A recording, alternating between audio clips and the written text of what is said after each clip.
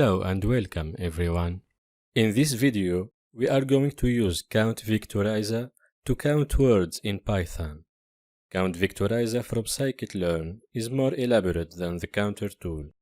It converts a collection of text documents to a matrix of token counts. First, let's import what we need.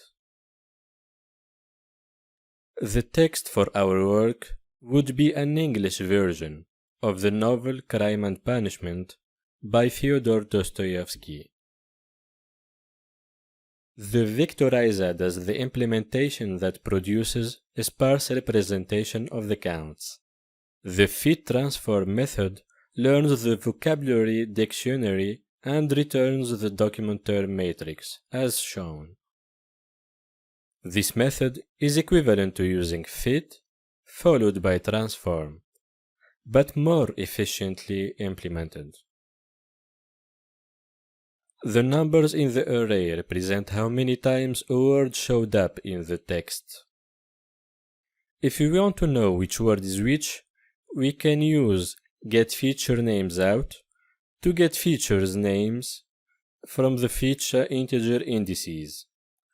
The order of the words in this array matches the order of the numbers from the previous array. Here we only output the last 10 words. The last one is the French verb être, and according to the last output value from matrix to array, it appears just once in the text.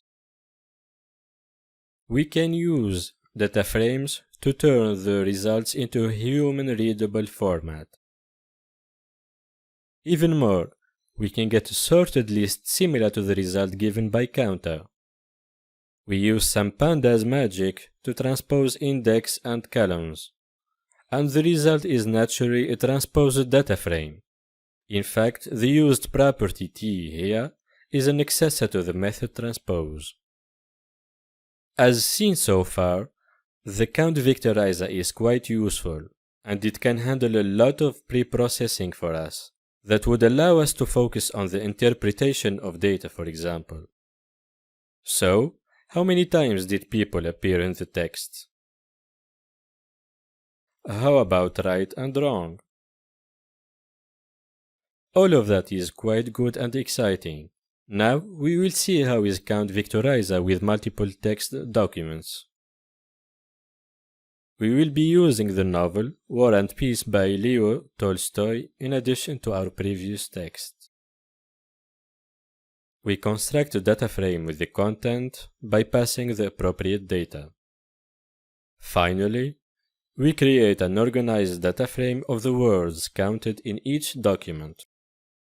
This time, we feed the entire content column to the CountVectorizer instead of a single text variable.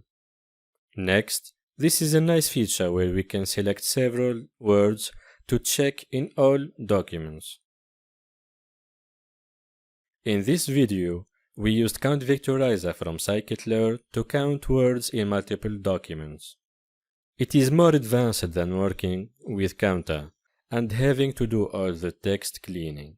Finally, thank you all for watching, and see you next time.